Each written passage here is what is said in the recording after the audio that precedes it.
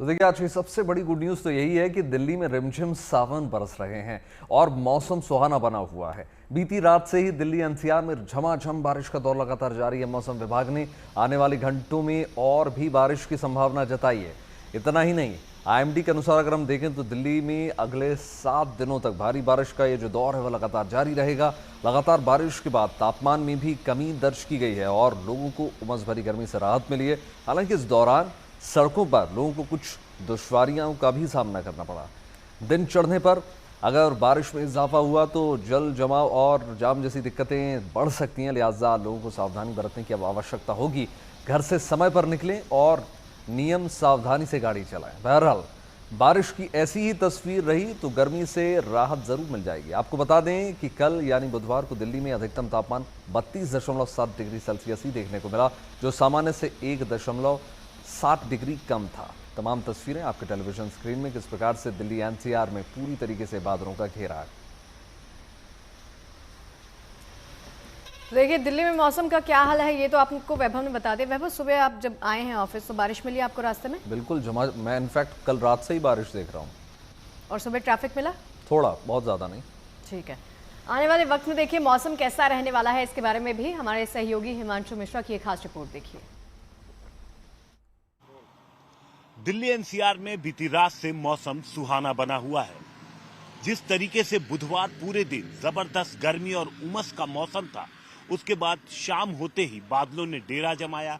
कुछ जगहों पर तेज तो कुछ जगहों पर हल्की बारिश हुई और उसके बाद लगातार कई जगहों पर हमने देखा कि हल्की बूंदाबांदी लगातार होती रही, जिसकी वजह से न सिर्फ गर्मी बल्कि उमस से भी लोगों को राहत मिली है।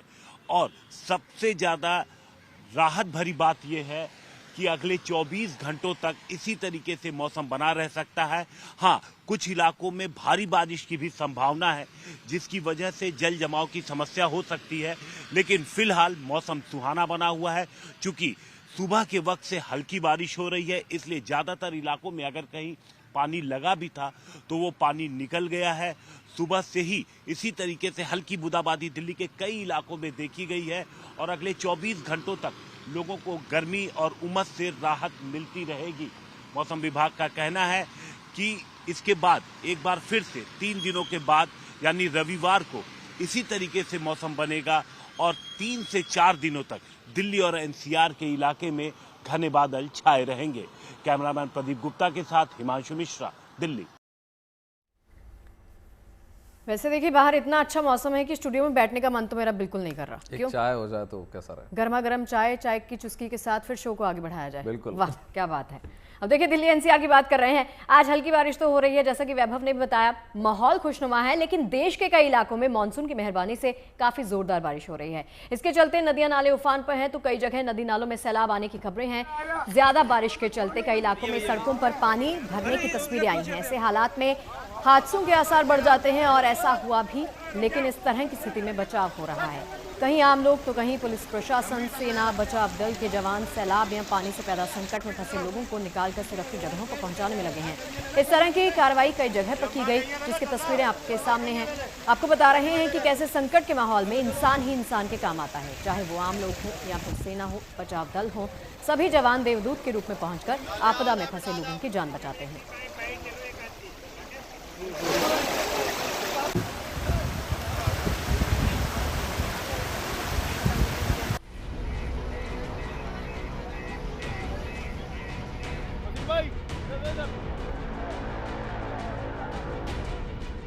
जान पर खेलकर लोगों को बचाने की ये तस्वीरें राजस्थान और मध्य प्रदेश के अलग अलग जिलों से आई हैं, जहां भारी बारिश के कारण इस वक्त बड़ी आबादी बाढ़ का सामना कर रही है। ऐसे में बाढ़ पीड़ितों की मदद के लिए युद्ध स्तर पर राहत और बचाव अभियान चलाया जा रहा है, जिसकी एक तस्वीर सवाई माधोपुर से सामने आई। यहाँ एसडीआरएफ की 2 टीमों ने चंबल नदी और लटिया नाले में फंसे 16 लोगों को सकुशल बचाया। लोगों को बचाने का ये अभियान बिल्कुल भी आसान नहीं था। बावजूद इसके एसडीआरएफ टीम ने रस्सी के सहारे बारी बारी सभी लोगों को बचा लिया।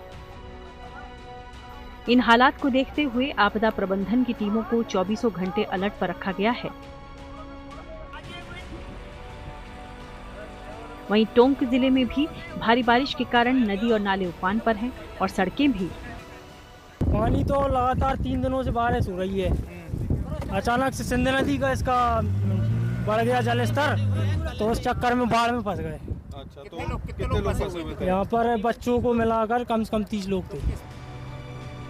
उधर राज्य के नर्मदापुरम जिले में भी नर्मदा नदी का पानी लोगों के लिए मुसीबत बना हुआ है, लिहाजा लोगों की मदद के लिए एसडीआरएफ को लगाया गया है, जो लगातार बोट के जरिए लोगों को निकालकर सुरक्षित जगहों पर पहुंचा रही है। हालात को देखते हुए प्रशासन की ओर से लोगों को नदी नालों से भी दूर रहने की सलाह दी गई है। सवाई माधोपुर से सुनील जोशी, टोंक से मनोज तिवारी, शिवपुरी से प्रमोद भार्गव और नर्मदापुरम से पीताम्बर जोशी के साथ bureau report, good news today. और बात करेंगे आस्था भक्ति की। उत्तराखंड में बद्री विशाल धाम का रुख करते हैं, जहां पर श्री नर नारायण का जन्मोत्सव आज जारी है। इससे पहले कल धूमधाम और भक्तिभाव के साथ उनकी डोली चली। भक्तों के साथ भगवान माता मूर्ति के मंदिर गए, वहां पर दोनों का अभिषेक हुआ, पूजा अर्चना हुई। परंपरा के मुताबिक आज भगवान मां नंदा के मंदिर जाएंगे। पूजा पाठ के बाद जन्मोत्सव पूरा होगा। रिपोर्ट देखिए।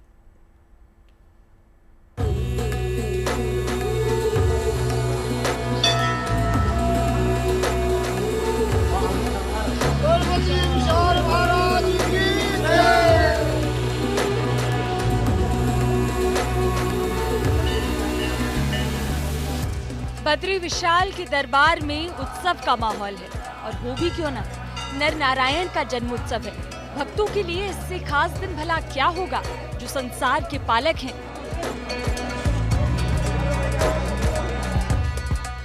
मान्यता है कि सावन मास की षष्ठी को बालक रूप में जन्मे थे, इसलिए बद्रीनाथ मंदिर में ये दिन बड़े ही भक्ति भाव और उल्लास से मनाया जाता है। डोली सजती है, बड़ी तादाद में भक्त आते हैं, क्योंकि भगवान सबसे पहले अपनी मां से मिलने जाते हैं। भगवान नर नारायण की उत्सव डोली बद्रीनाथ मंदिर से 3 किलोमीटर दूर माता मूर्ति मंदिर के लिए निकली। विशेष पूजा अर्चना की गई और इसके बाद सब सैकड़ों श्रद्धालुओं की मौजूदगी में पालकी बद्रीनाथ धाम से पैदल 3 किलोमीटर दूर माणा के सामने, ठीक सामने माता मूर्ति मंदिर है, जो भगवान बद्री विशाल और नरनारायण की माता जी हैं। यहाँ पे जो श्रावण मास की षष्ठी तिथि होती है, वो नर नारायण का जो जयंती उत्सव होता है वो मनाया जाता है, और जो 52 द्वादशी होता है तब बद्री विशाल जी यहाँ पे अपनी माँ से मिलने जाते हैं। शास्त्र कहते हैं कि कर्क राशि में सूर्य और हस्त नक्षत्र के शुभ दिन भगवान नर नारायण का जन्म हुआ। बद्रीनाथ के मंदिर के साथ ही जन्मोत्सव की ये परंपरा लोक आस्था से जुड़ी है, तभी तो ये रौनक है, ऐसा माहौल है। नारायणं नमस्कृत्य नरं चैव नरोत्तमं देवीं सरस्वतीं व्यासं ततो जयमुदीरयेत्। आज श्रावण मास के शुक्ल पक्ष की षष्ठी तिथि को, जब भगवान सूर्य कर्क राशि में है और हस्त नक्षत्र का परम पवित्र अवसर है, ऐसे में भगवान नर नारायण का जन्म महोत्सव मनाया जा रहा है। प्रातः काल ही भगवान नर नारायण की जो चल विग्रह है उसकी सविधि पूजा श्रीमान रावल जी ने संपन्न की, और नर नारायण भगवान अपने भक्तों के साथ, अनुचरों के साथ माता जी के दर्शन के लिए माता मूर्ति मंदिर की तरफ गए हैं। ये 2 दिवस चलता है ये उत्सव। इसमें कल लीला डोंगी में भगवान का अभिषेक किया जाएगा और फिर अष्टाक्षरी क्षेत्र में भी उत्सव मनाया जाएगा। भगवान नर नारायण लाखों वर्षों से समस्त विश्व के कल्याण के लिए ही रूप धारण करके बद्रिकारण्य तीर्थ क्षेत्र में रह रहे हैं, और उनके मन की एकमात्र इच्छा है कि सब सुखी हों, सब आनंदित हों। डोली में बैठकर भगवान नर नारायण गए, मां के दर्शन किए। कुछ घंटों बाद डोली फिर बद्रीनाथ मंदिर वापस आ गई, लेकिन जन्मोत्सव 2 दिन का है। गुरुवार को भगवान की डोली लीला ढूंगी जाएगी, वहाँ भी भगवान का अभिषेक होगा, पूजा अर्चना होगी। भगवान ऋषि गंगा से आगे मां नंदा मंदिर बामणी जाएंगे, मां नंदा से भेंट करेंगे। बामणी गांव से श्री नर नारायण जी की विग्रह मूर्तियां अष्टाक्षरी क्षेत्र मार्ग से भ्रमण करते हुए वापस श्री बद्रीनाथ मंदिर में विराजमान हो जाएंगी। नर नारायण महोत्सव में सैकड़ों की संख्या में जो है श्रद्धालु इस समय बद्रीनाथ धाम पहुंचे हुए हैं। कमल ने सिलोरी, बद्रीनाथ, GNT। कौशलपुरी सुहावनी सर सर जो कहते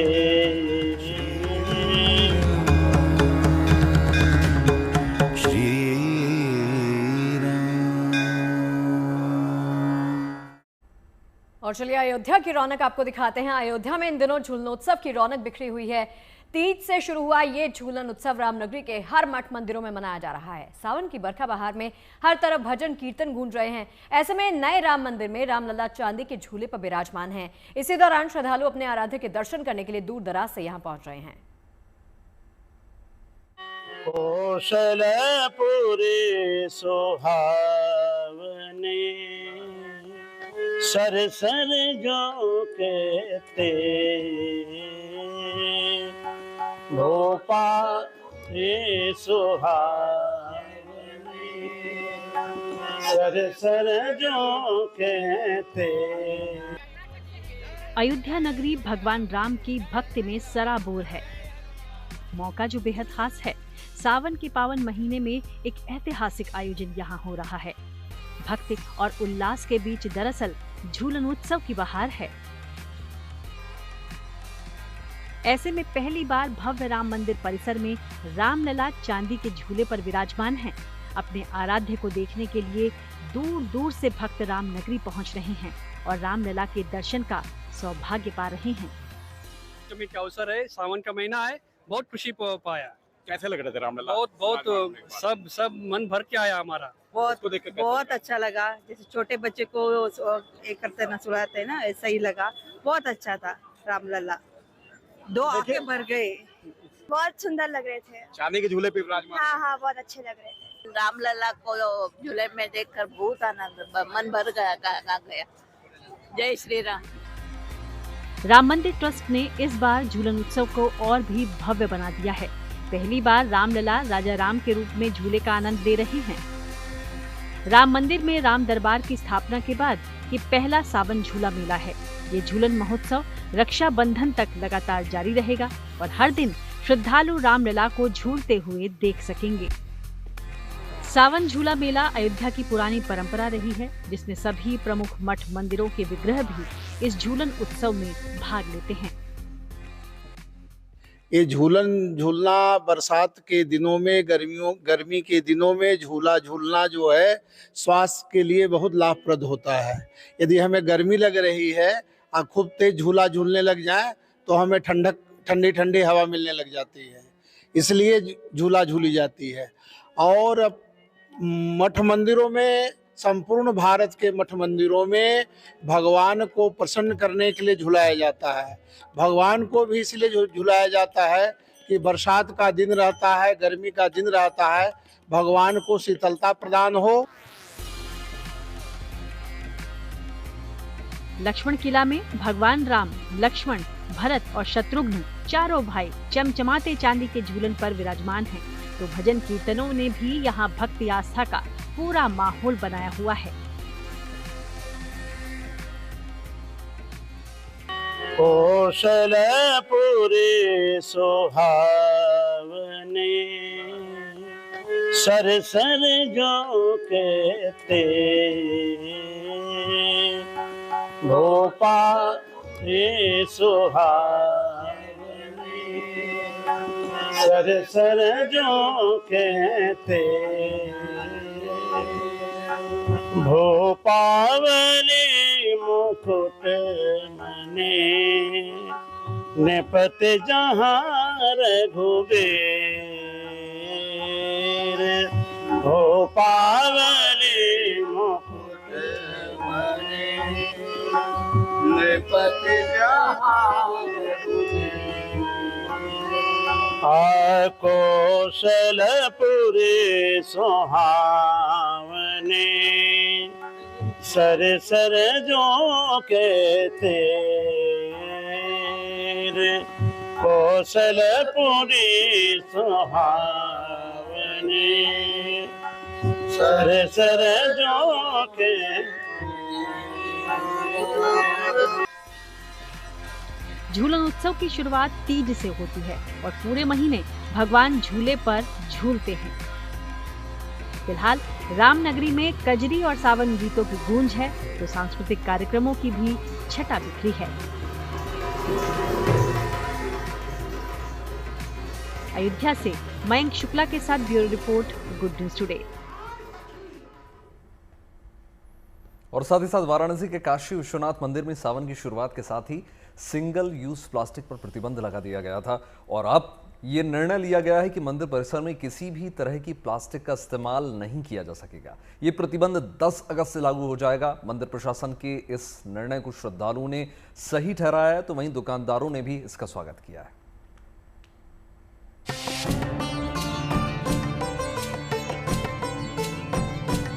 अच्छा प्रयास हम लोग देख रहे हैं कि ताकि प्लास्टिक से, प्रदूषण से पर्यावरण को बचाया जा सके, बाबा को भी स्वच्छ रूप से उनको हम जलाभिषेक कर पाए।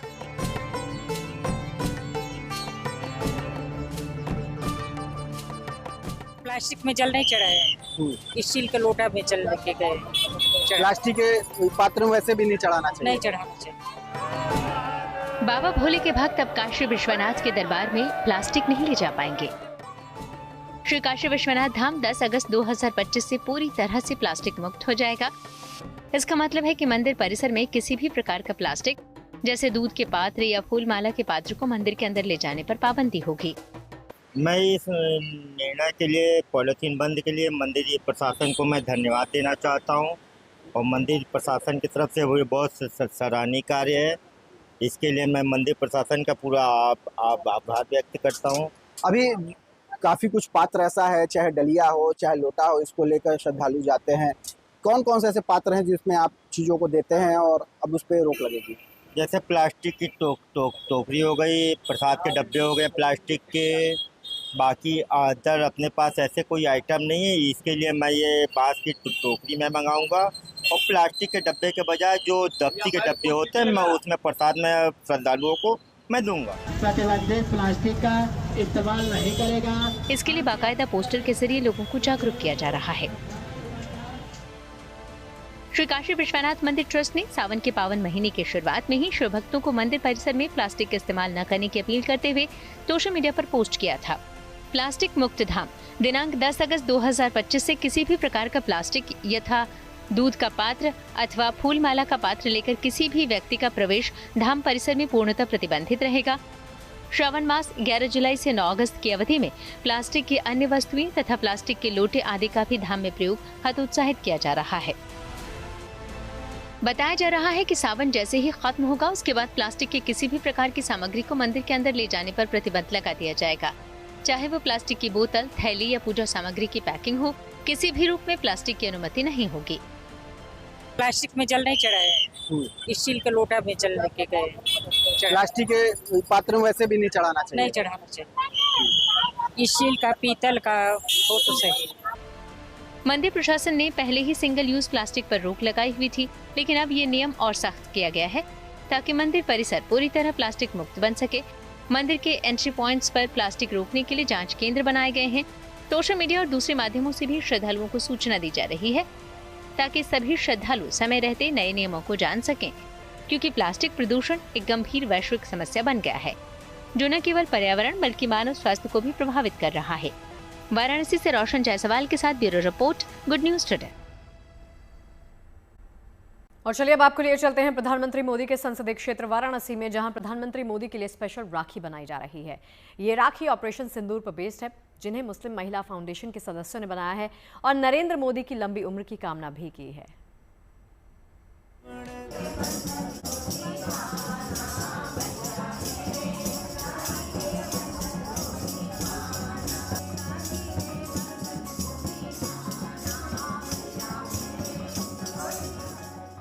ढोल की थाप,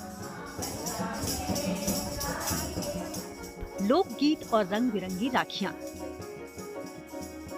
ये तस्वीरें वाराणसी से आई हैं, जहां मुस्लिम महिला फाउंडेशन और विशाल भारत संस्थान की सदस्यों ने प्रधानमंत्री मोदी के लिए खास तौर पर ये राखियां बनाई हैं। इन राखियों में प्रधानमंत्री की तस्वीर के साथ ऑपरेशन सिंदूर की छाप भी देखने को मिल रही है। दरअसल मुस्लिम महिला फाउंडेशन की सदस्यों का कहना है कि वो ये राखी प्रधानमंत्री को भेजेंगी, क्योंकि उन्होंने पहलगाम की घटना के बाद ऑपरेशन सिंदूर चलाकर देश की महिलाओं का सम्मान बढ़ाया है। जिस तरह से हमारे मोदी जी ने इतना अच्छा काम किया है, हमारा भी फर्ज बनता है कि हम लोग भी सब मिलकर उनके लिए कुछ करें, और हम सब मुस्लिम और हिंदू बहनें मिलकर उनके लिए सलामती की दुआएं कर रहे हैं। गीते गाया जा रहा है। प्रेम और मोहब्बत के संदेश के साथ, भाईचारे के संदेश के साथ इस बार काशी में रक्षाबंधन का पर्व खास तौर से ऑपरेशन सिंदूर को समर्पित करते हुए मनाया जा रहा है।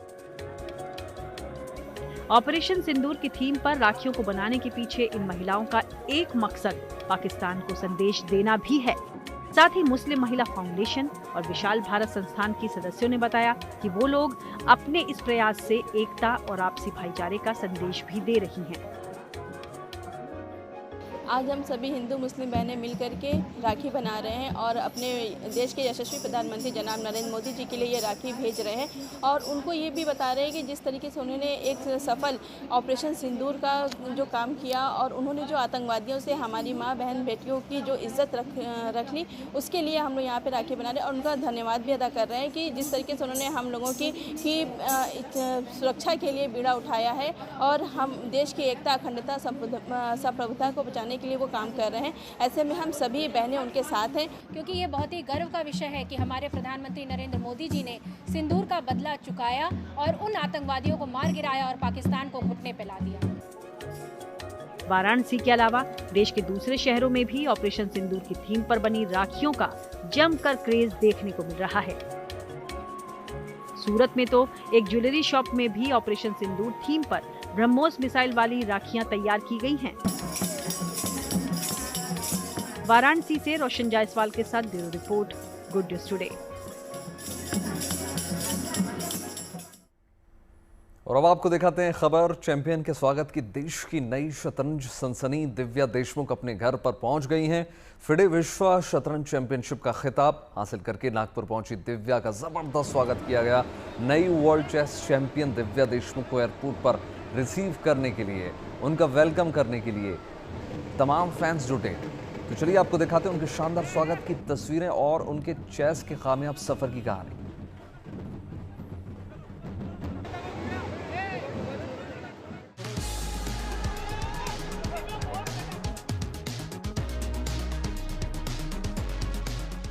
शतरंज की नई वर्ल्ड चैंपियन जब अपने होम टाउन नागपुर पहुंची तो एयरपोर्ट पर उनका जोरदार स्वागत हुआ। दिव्या की खुशी और कामयाबी मानो ये बता रही थी कि ये तो शतरंज की बिसात पर महज आगाज है।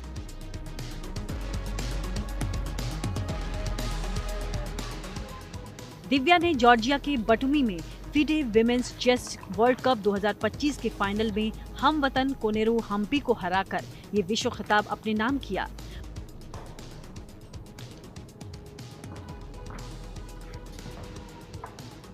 उन्नीस साल की दिव्या ने न केवल फिडे महिला शतरंज विश्व कप जीता, बल्कि इस जीत के साथ ग्रैंड मास्टर का खिताब भी हासिल किया, जिसके बाद उनके होम टाउन नागपुर में जीत का जश्न और अपने चैंपियन का जोरदार स्वागत तो बनता है। एयरपोर्ट पर न केवल उनको बधाई देने वालों का सिलसिला शुरू हुआ, बल्कि दिव्या भी खुद को मिल रहे प्यार और सम्मान से बेहद खुश नजर आई। मैं बहुत खुश हूँ। मेरे को बहुत अच्छा लग रहा है देख के कि इतने सारे लोग आए हैं, चेस को रिकॉग्नाइज कर रहे हैं, एंड मेरा दिल बहुत खुश हो गया है। दिव्या देशमुख नागपुर की रहने वाली हैं। इनके माता पिता दोनों ही डॉक्टर हैं। दिव्या की स्पोर्ट्स की तरफ रुचि उनकी बहन के बैडमिंटन में जाने के बाद आई, लेकिन उन्होंने अपने प्रोफेशन में बैडमिंटन की जगह शतरंज को सिलेक्ट किया। दिव्या देशमुख ने 5 साल की उम्र में साल 2012 में नेशनल अंडर 7 चैंपियनशिप जीती थी। इसके बाद दिव्या ने डर्बन में हुआ अंडर 10 टूर्नामेंट जीता। दिव्या ने ब्राजील में हुए अंडर 12 टूर्नामेंट का खिताब भी अपने नाम किया। दिव्या साल 2023 में इंटरनेशनल मास्टर बनी और फिर साल 2024 में दिव्या ने world junior girls under 20 championship जीती थी। दिव्या 3 चेस ओलंपियाड में गोल्ड मेडल भी हासिल कर चुकी हैं और अब दिव्या देशमुख ने महिला चेस वर्ल्ड कप 2025 अपने नाम किया। यहाँ दिलचस्प बात ये रही कि दिव्या का मुकाबला हमवतन कोनेरू हम्पी से था। इस कांटे के मुकाबले को जीतने के लिए दोनों ही खिलाड़ियों ने पूरी जान लगाई, मगर जीत दिव्या के हाथ आई। उससे भी ज्यादा दिलचस्प ये कि इस बार फिडे वर्ल्ड कप में भारतीयों का दबदबा साफ नजर आया। दिव्या और कोनेरू ने चाइनीज वॉल तोड़कर फाइनल में जगह बनाई और विश्व कप के फाइनल में पहली बार आमने सामने 2 भारतीय खिलाड़ी थीं। फिलहाल तो जहां पहले से कोनेरो हम्पी शतरंज की माहिर खिलाड़ी हैं, तो अब शतरंज की बिसात पर एक और नया नाम, नया सिकंदर बनी हैं दिव्या देशमुख, जिनकी जीत के किस्से आज देश ही नहीं बल्कि दुनिया के शतरंज प्रेमियों की जुबान पर है। Bureau report, good news today. चलिए अब आपको लेकर चलते हैं राजधानी दिल्ली के समयपुर बादली में चल रहे एक ऐसे वेलनेस सेंटर में जहां परिवारों को जोड़ने के लिए न सिर्फ काउंसलिंग की जाती है बल्कि बीमारियों का नेचुरोपैथी के साथ इलाज किया जाता है। इस वेलनेस सेंटर का नाम अर्थ 11 है, जिसका मकसद लोगों को प्रकृति के साथ जोड़ना, करीब लाना, बुजुर्गों को नई पीढ़ी के साथ जोड़ना है। देखिए।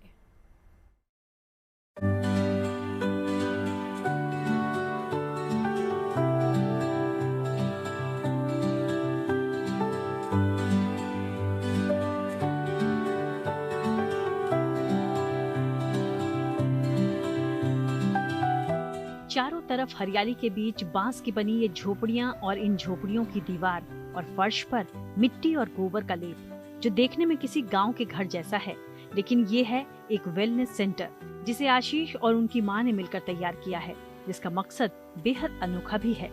इस वेलनेस सेंटर में शहर की चकाचौंध नहीं बल्कि एकांत और प्राकृतिक सुंदरता देखने को मिलती है।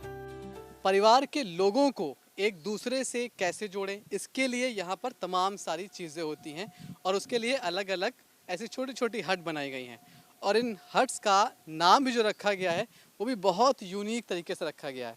आप देखिए, ये जो हट है इसका नाम रखा गया है केवल कृष्ण कक्ष। ये हट भी आप देखिए बैम्बू से तैयार की गई है, मतलब सारी चीज़ें नेचुरल हैं और इनका नाम भी रखा गया केवल कृष्ण कक्ष। इसके बगल में अगर आप जाएंगे हट पर तो उसका नाम है दर्शनी कक्ष। ये नाम कहाँ से आया, इतने यूनिक नाम?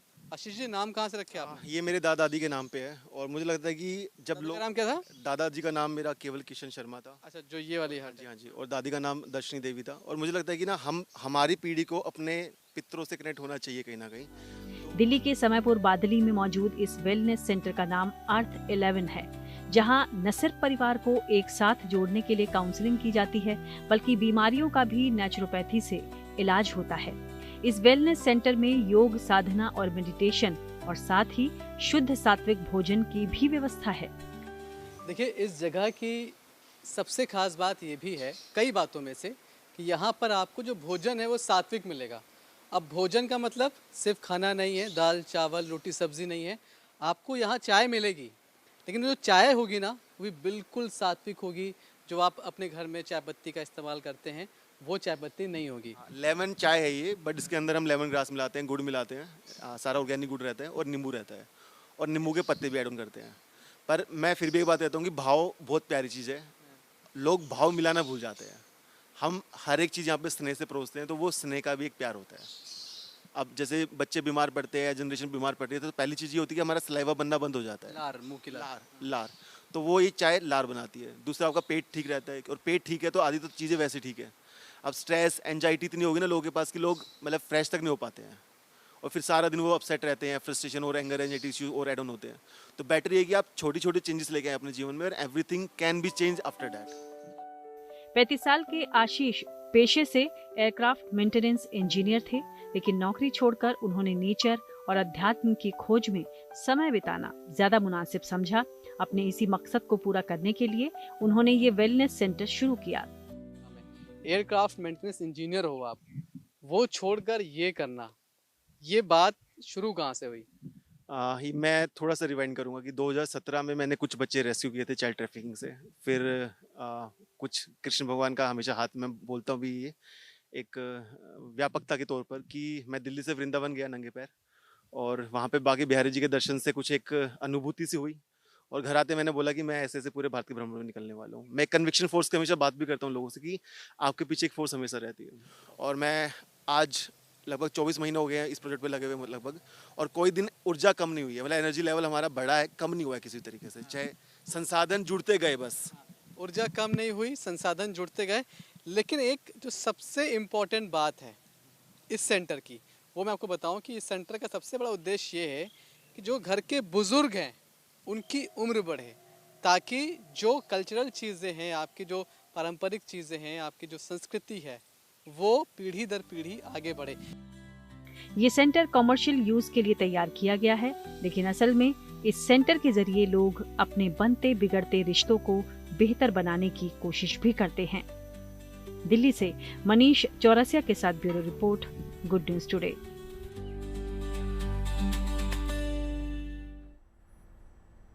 और आइए अब आपको दिखाते हैं एक दिलचस्प खबर जो वेनेजुएला से निकल कर आई है। यहाँ पर एक क्लब में बुजुर्गों को नाचते गाते और थिरकते देखकर आप हैरान हो सकते हैं। असल में ये क्लब बुजुर्गों का ही है जहाँ वे सुकून के पल गुजार सकते हैं। वेनेजुएला में 60 साल से ऊपर के बुजुर्गों को जिंदगी में खुशहाली उनके लिए लाने के लिए एक अनूठी पहल की गई है। ऐसे बुजुर्ग जो अपने बाल बच्चों और नाती पोतों से दूर अकेलेपन में जिंदगी गुजारते हैं, उनके जीवन में रंग भरने के लिए एक अनूठा क्लब बनाया गया है, क्लब टोबियास। इस सोशल क्लब में बुजुर्गों को तमाम लोगों के साथ हंसने बोलने और नाचने गाने का एक मौका मिल जाता है, जिससे उनका अकेलापन दूर हो सके और समय आसानी से कट सके। 90 साल से ऊपर के भी कई बुजुर्ग इस क्लब में शामिल होते हैं और संगीत नृत्य का मजा लेते हैं। वेनेजुएला में पूरी आबादी का करीब 12% यानी करीब 35 आबादी बुजुर्गों की है और युवा लोग यहाँ पर नौकरी चाकरी और काम धंधे में व्यस्त रहते हैं। वहाँ बुजुर्गों के लिए समय गुजारना बहुत मुश्किल हो जाता है, तो जगह जगह ऐसे क्लब बनाने की पहल की गई है जहाँ पर बुजुर्गों को आसानी से वक्त गुजारने का एक मौका मिल सके।